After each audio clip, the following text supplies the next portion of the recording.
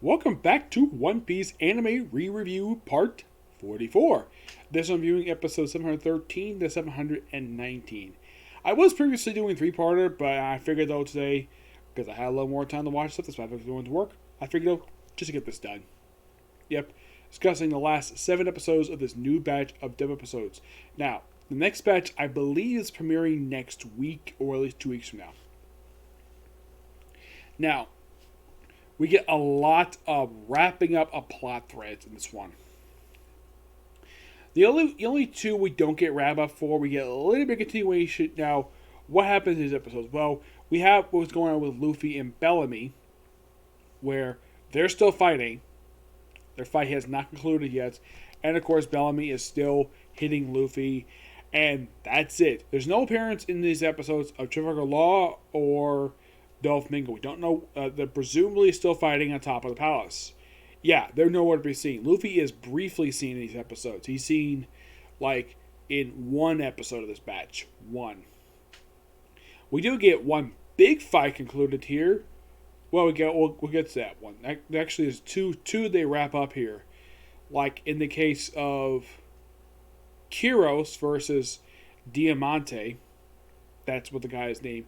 Yes, I do know that there is a female wrestler with the same name, but they're completely unrelated. She's a wrestler, while in the case of this guy is supposedly a gladiator, even though he's the executive for a pirate family. And like their fight is pretty much like it's the most dominant thing in the first half of these episodes, and the second half is Zoro versus Pika. Yep. Then we do get a little bit of stuff before we get that one, where first we see Cavendish, where he basically is going nuts, and he's captured by Nico Robin. And thanks to, of course, well, Cavendish's speed, they're able to get to the top no problem. And of course, well, and Bartholomew takes out Gladius, I believe his name is, the one who loves exploding stuff. By the way, the guy who voices him, it's the same guy who voices Gray Fullbuster from Fairy Tail. Yep, same voice actor. And this guy also voices Dobby from My Hero Academia. Yep. So, at first he has this little pimple attack where he hits up his hair, and it hits Bartholomew. And it turns out his hair is actually poison needles. Yep.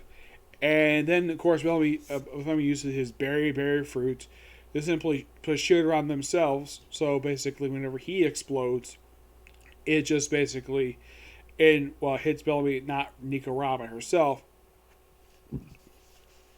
Though Bartholomew decides to channel Luffy by doing the Gum Gum pistol with his barrier punch, which basically he basically puts his fist in a big like barrier ball, and then he hits Gladius right in the face, knocking him out, completely taking him out of the fight. And that's it for that particular executive. Now, in the case of the whole thing with Princess Mariyoshi, there's a lot of fights concluding here. Basically, you can kind of say these episodes are the start of the definitive beginning of the end for this particular arc. Because with these episodes, there's only just like 27 episodes left to go to be released dubbed. Yep, 27 for this arc. For the whole series, because the fact the series just released episode 989, well, as of this episode, as of 719, it is exactly 280 episodes left. Though it might change once the next batch comes out in a couple weeks. Heck, it might be like even lower than that. My guess is it probably as low as like, I'd say 267 maybe. It just depends on when they release it. Well, with Gladius taken care of, Leo finally gets to. We see all the executives who've been defeated at this point: Sugar, Leo G, Gladius, Delfinger, yeah, he's taken out. And pretty much we have Jiva, I think her name is. Yeah, the older woman who they refer to as Miss Jiva. I'm surprised they refer to her as Lady Jiva because she's one of the executives. And here's the thing. At first you thought she was taken out. Nope, she's perfectly fine. She was just basically captured by one half of the Straw Hat Pirates. Namely, Brooke, Sanji, Nami, Momonosuke, and of course, well, Caesar Clown along with Chopper. Though Caesar Clown is a prisoner of the Straw Hats, Momonosuke is a guest, per se. And of course, all of these characters, except for two of them, do return to the very next arc, and that's Zoo Island. The only two who immediately don't will be Sanji and Caesar Clown. I will get to those two, don't worry. So, of course, Nika Robin gets up to help out protecting Rebecca from, of course, Diamante. And, of course, Diamante, thanks to, of course, a little help from Nika Robin, he's able to finally defeat Diamante. Took him long enough. Didn't take as long as, let's say, Zoro versus Pika. Like, that took like 20 episodes. Like, oh my gosh, you ever heard of a fight that lasts that long? Well, the only other fight I can think of in the anime that lasts that long is Luke versus Katakuri from the Whole Cake arc. That lasted almost just as long. I think in the manga it was longer. So, I'll say Zoro versus Pika for last. So, of course, Leo, of course, takes out Gladius by... Well, she tried to use Maraboshi, where she uses her tears to heal people. And she just uses it at first on not one of the executives per se. Oh no. The first person she goes to is one of the grunts, who's wearing a mask. Do not know why he's wearing a mask. It just said he is. Apparently, oh yeah, restored back to normal. And of course, she tries to use it on the executives who were defeated. Yeah, all the ones who were defeated at this point. But lucky enough, they were scattered away by, of course, the Taratura tribe. And, of course, Leo uses his needle and thread to basically stitch together all the executives who were pretty much knocked out. And eventually, Galileo herself is eventually taken out by basically having all these guys knock into her. And, of course, Maraboshi is caught by Leo. And, of course, he's like, so happy to see him. And he's like, did you put on weight? And then she slaps him for that. Like, why the heck would you tell her, basically, after rescuing her, that you put on weight? She does not look like she put on some weight at all. I mean, she's thin. All she was fed was pieces of bread. And you call that putting on weight? No, not necessarily. She's pretty thin. And then, of course, she basically tells Leo to carry her. Of course, she had a big baby. And then eventually he does after, well, her pining for it. And, of course, one of Leo's subordinates basically tells him, just go ahead. Just do, you idiot. And, of course, she mentions, oh, yes, Leo's back is so warm. She's in love with Leo. And Leo is oblivious to the fact that the princess of his tribe is in love with him. Yep. And now you probably think, okay, what else is there left to do?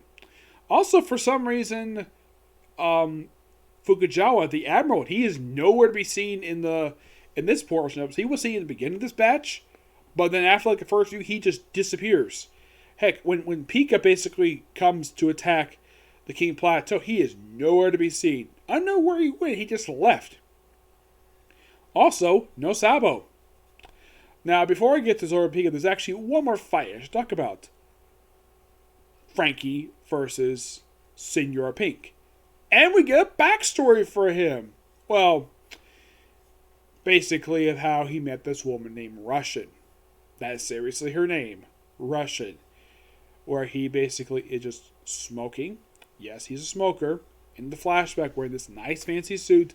And then he meets the woman Russian. And of course they go out for dinner together. She mentions she hates pirates. So he mentions his profession. He's a banker. And after basically dating him, after he dated her for a while, they got married. And I'm thinking, though, like, did Doflamingo invite to the wedding? Because it looked like it's just them. Like, where's, like, everybody else? And you probably wanted that. So, then eventually, he, of course, rushes back after dealing with, well, an assignment from Doflamingo to take out some people. Because he basically is a pirate. You could say he's from the Mafia. and she would buy that a lot better than, let's say, because the thing with the Don Quixote family, they're pretty much like a mafia family compared to, let's say, a pirate group, per se. And he rushes back to see the birth of his baby boy. I think they call him Gavian. I think that's how they pronounce his name. And, well, he's not around very long. And then he comes back from basically being gone for a bit. And he finds out his son has died. I'm like, what the heck did he die of? Like, I'm thinking that possibly that she lied about his dad. That basically she had to put him someplace where, when she found out he was a pirate. And of course she runs away from him. And then she apparently is discovered surviving a landslide of all things. Yes, people can't survive landslides. Except she is awake, but she is not. There's nobody home. Basically, they said she's in a vegetative state. She's in a freaking coma. Even though her eyes are open. I thought this was kind of weird. So basically, he comes by every day to bring her flowers, to make her smile. Excuse me. Then he starts wearing a bonnet like he does in present day.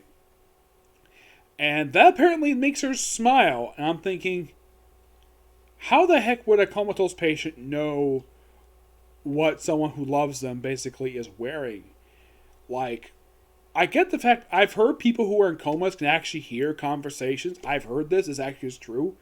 That people in comas can actually hear what people who are visiting them can actually say. And apparently, that's when she starts smiling again. I'm like, okay.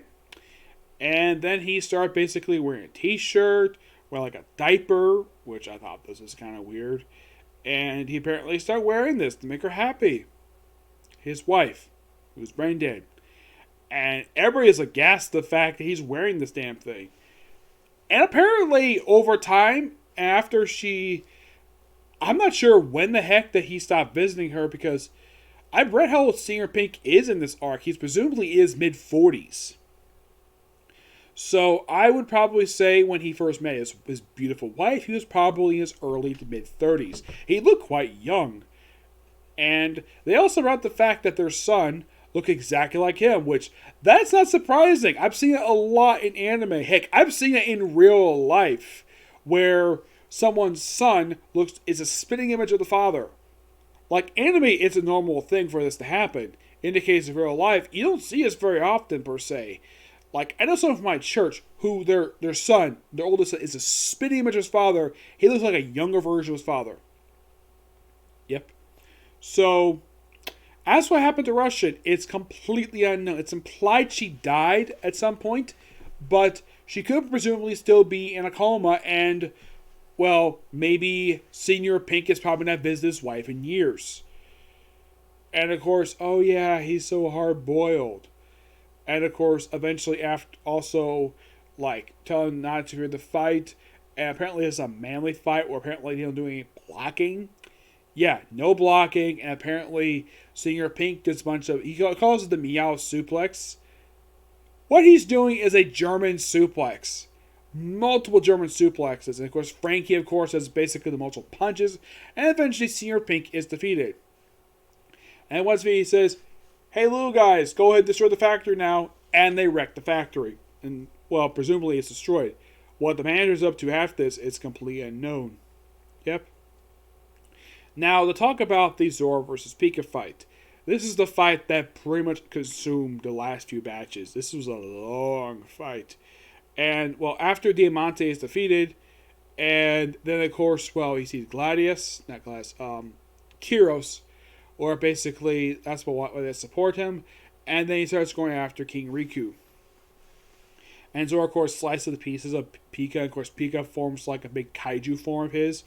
And he starts walking toward the King Plateau. And he basically comes with many different ideas to take him down. Slash, well, that would actually just nick him. They try yelling at him, try to yell for his thing. Well, yell, and they even thought of a transponder snail. Yes, he thought of that. But he dropped this at some point. Don't know when. And so, also Pico is basically taking out the giant and the boxing guy, the one with the long arms. I don't remember the guy's name. So, Eventually, he has Orbis basically throw him like he threw those guys like the bowling balls, and then he pretty much puts his bandana on his head because he's getting serious now, and he does his billion slash where he slices Pika in half, and then he slices in half again, keeps slicing him, and then eventually he fights Pika in hockey mode in flesh and blood, takes out Pika, and then he tells Elizabeth, hey, now use your punch.